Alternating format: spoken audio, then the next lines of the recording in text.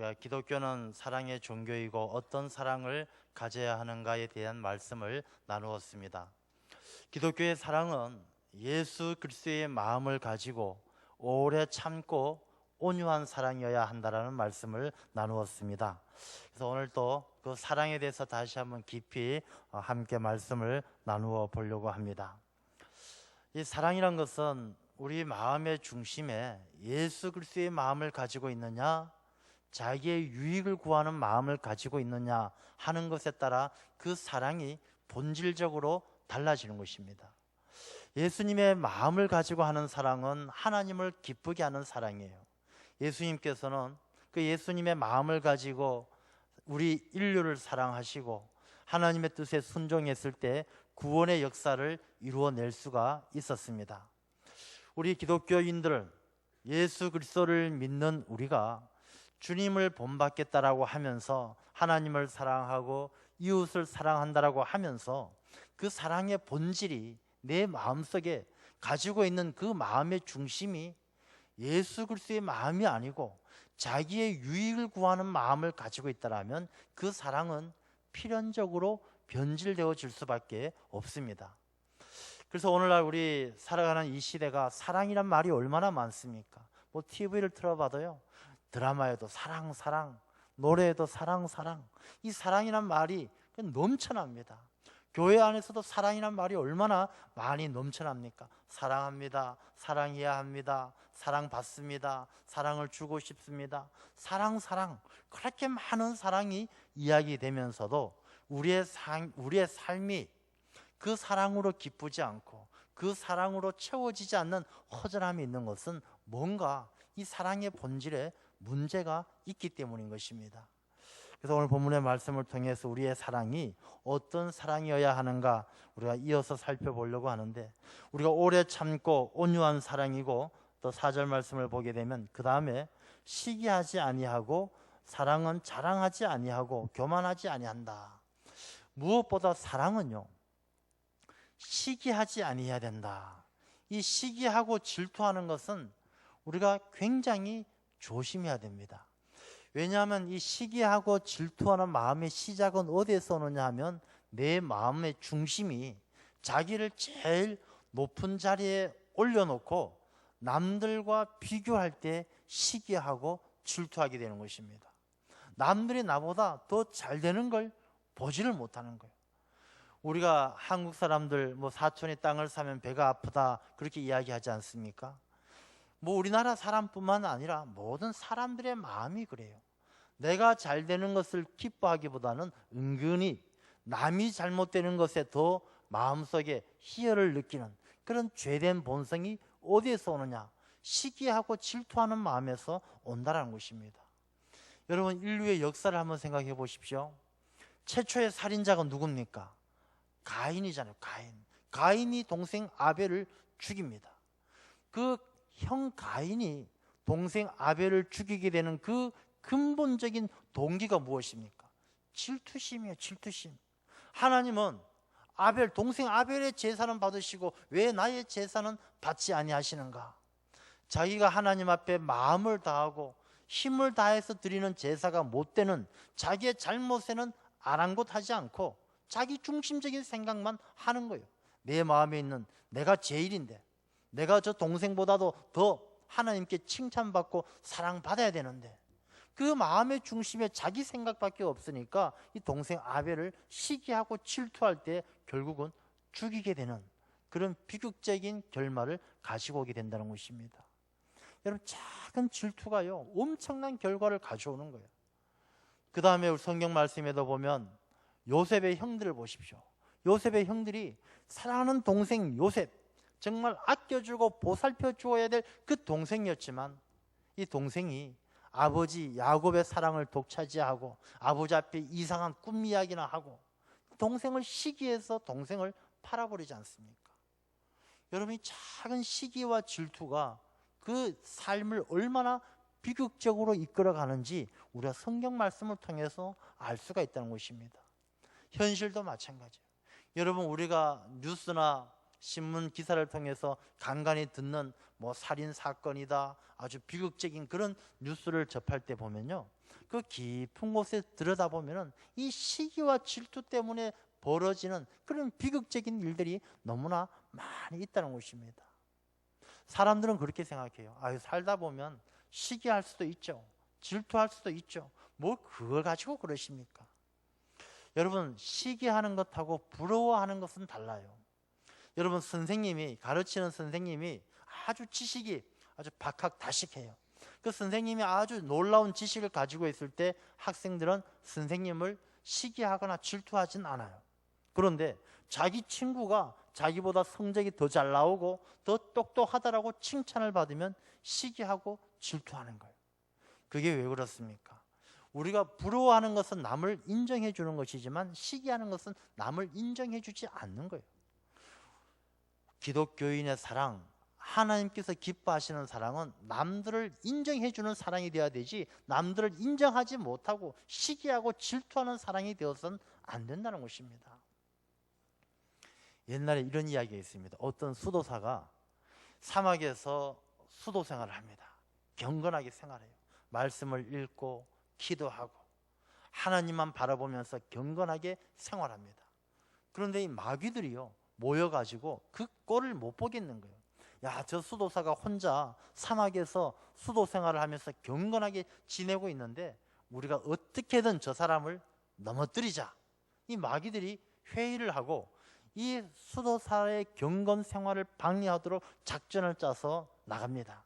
그 중에 어떤 마귀는요, 아주 예쁜 여자로 변했습니다. 그냥 인물도 예쁘고 미스 코리아 같이 아주 멋지게 그렇게 변해가지고 이 수도 생활을 하는 수도사를 유혹을 하는 거예요.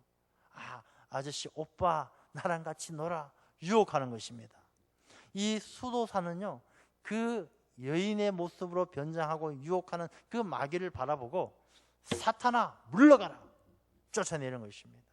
야, 이젠 이거 갖고는 안 되겠다. 이번에는요, 다른 마귀가 아주 진수성찬을 차렸어요. 야, 뭐 그냥 송이버섯에다가 소고기, 불고기, 갈비에다가 멋지게 한 상 차려가지고 음식으로 유혹하는 거예요. 금식한 이 수도사가 얼마나 배가 고프겠습니까? 자, 이거 먹고 힘내세요. 기도하더라도 먹고 힘내야지. 말씀을 읽더라도 먹고 해야지. 금강산도 식후경인데 마귀가 와서 맛있는 음식으로 유혹합니다. 이 수도사는 사탄아 물러가라. 사람이 빵으로만 살 것이 아니라 하나님의 말씀으로 살아야 된다. 유혹을 물리치는 거예요. 이 마귀들이 아무리 유혹을 해도 이 사람이 넘어가지 않는 거예요. 그때 이 마귀의 우두머리가 곰곰이 생각하다가 다른 수도사로 변장을 하고 이 수도사를 찾아옵니다. 와서 이 수도사에게 이렇게 이야기합니다. 여보시오, 당신하고 같이 자랐던 친구 조나단 수도사가 이번에 알렉산드리아에서 대주교가 되어서 제일 높은 대주교가 되었습니다. 이 수도사가 사막에서 경건 생활에 힘쓰던 이 사람이 그 이야기를 들으니까 얼굴빛이 싹 변하는 거예요.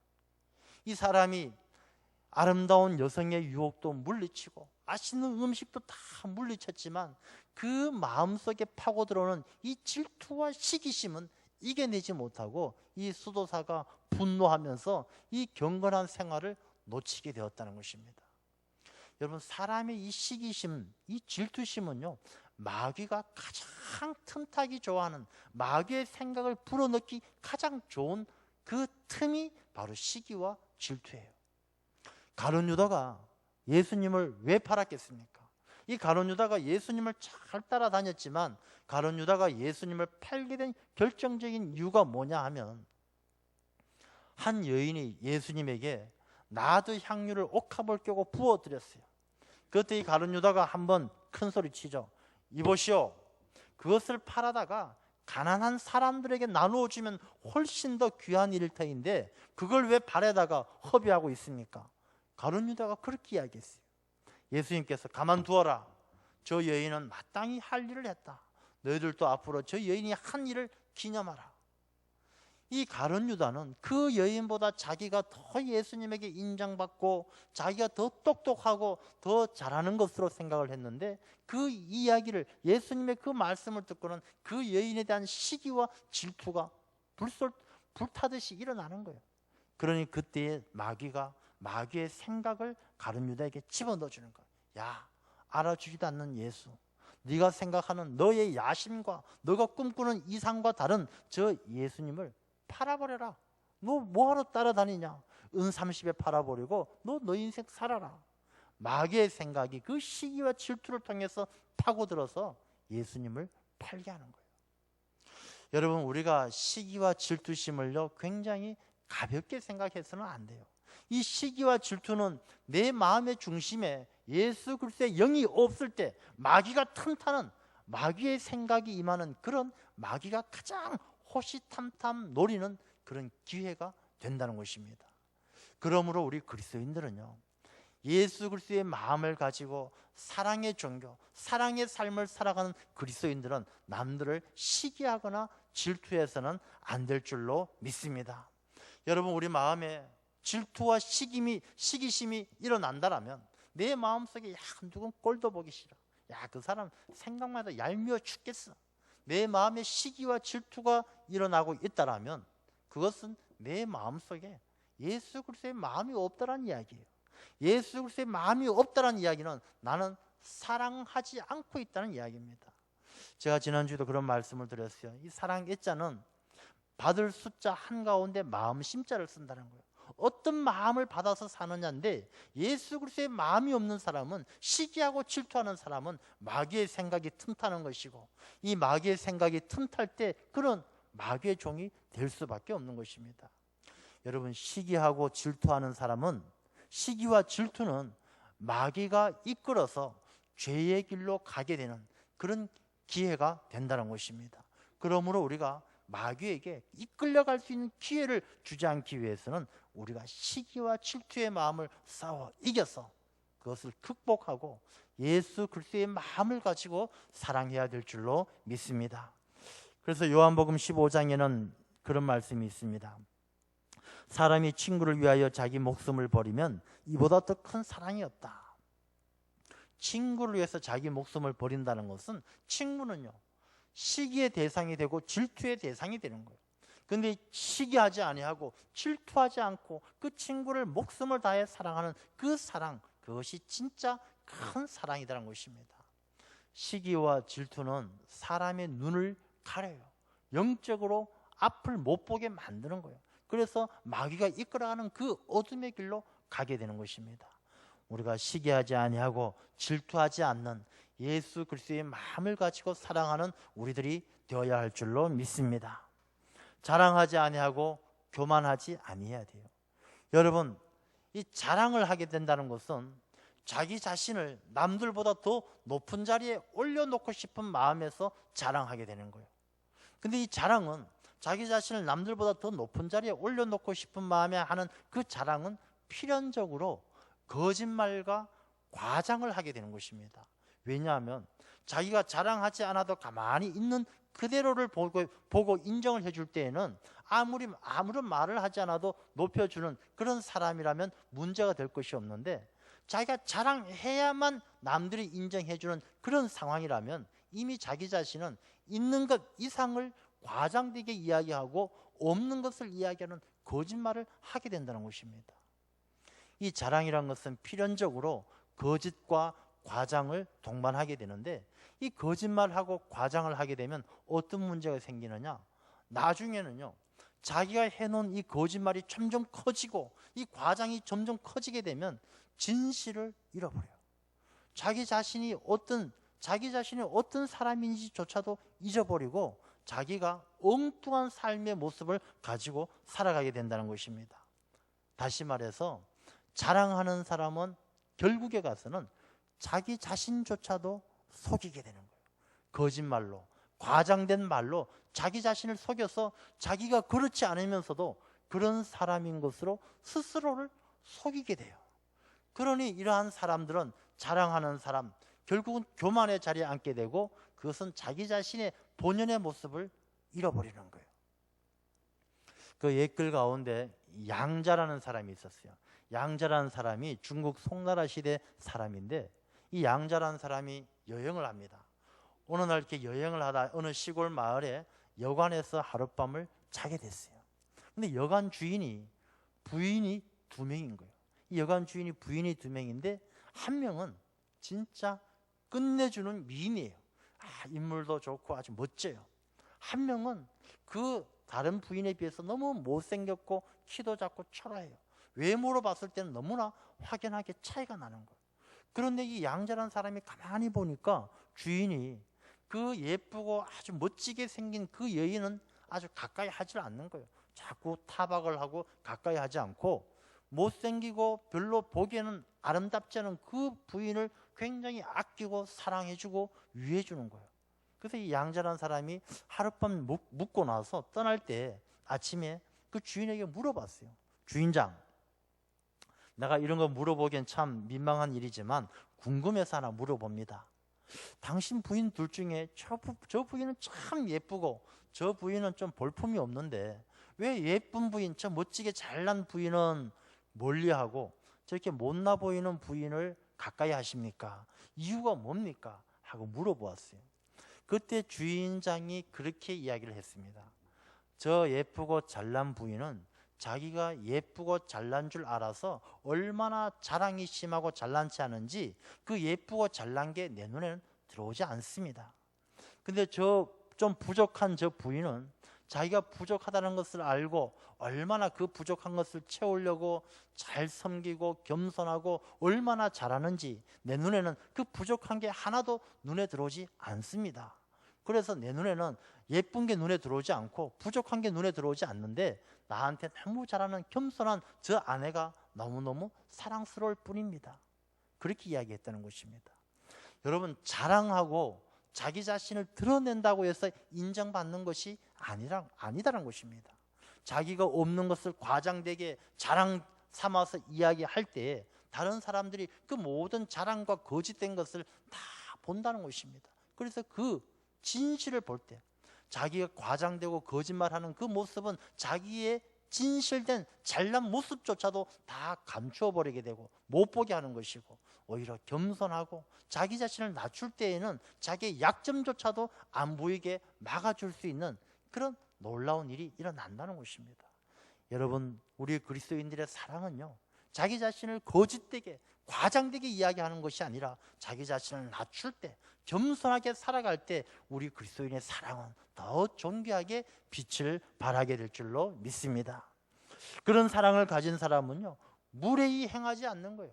무례하지 않는 거예요.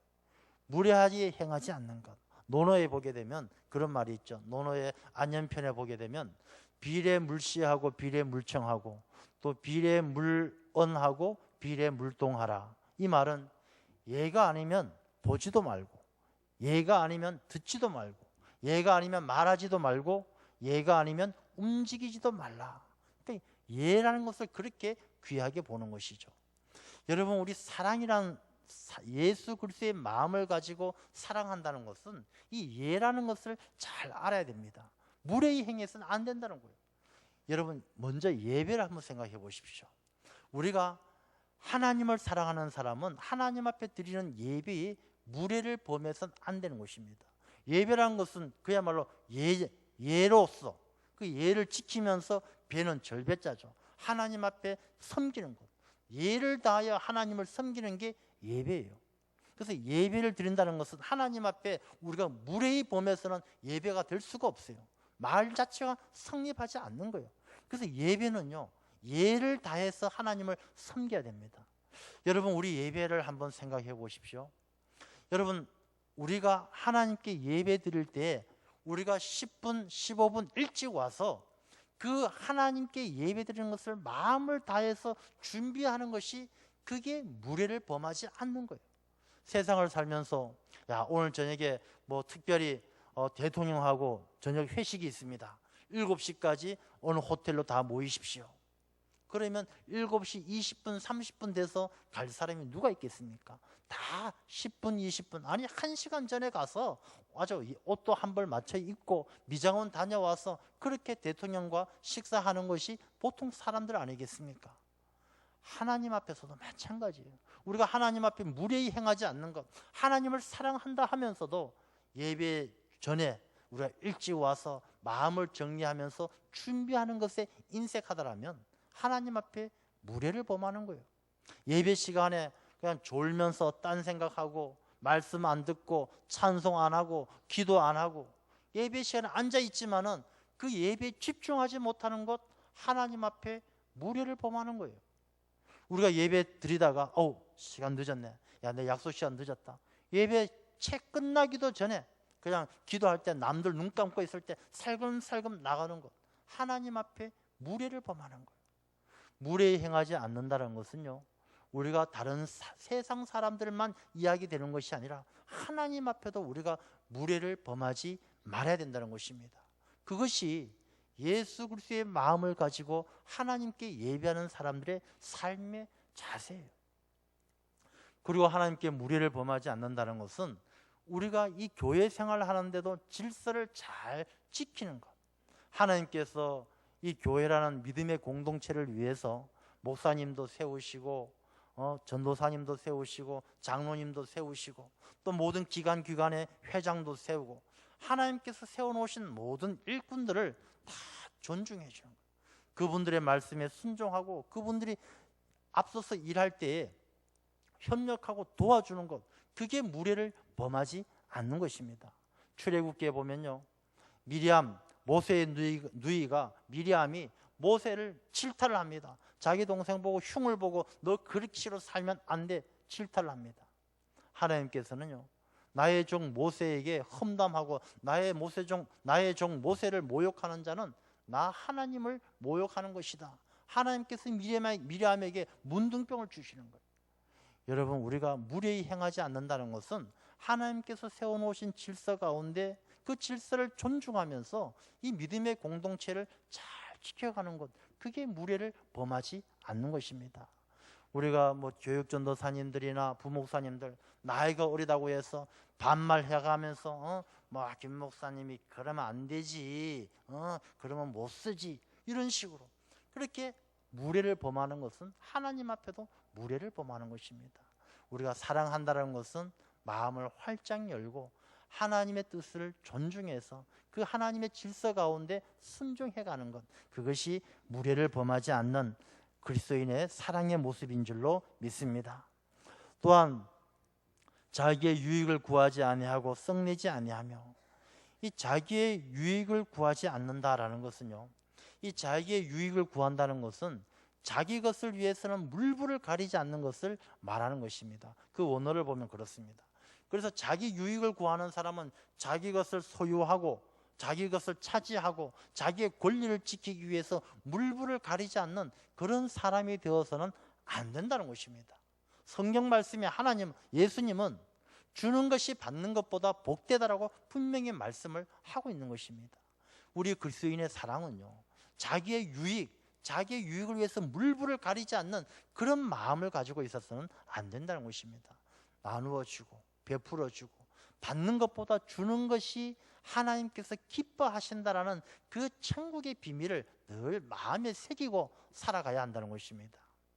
그런 이야기가 있습니다. 어떤 두 사람이 길을 가다가 친구가 되었어요. 근데 한 사람은요, 자기의 유익을 위해서 물불을 가리지 않는 사람이에요. 자기 이익을 위해서 물불을 가리지 않는 사람과 질투심이 많은 사람, 두 사람이 길을 가다가 친구가 되어서 갑니다. 가는데 이 가다가 천사가 한 명 같이 동행을 하게 되었어요.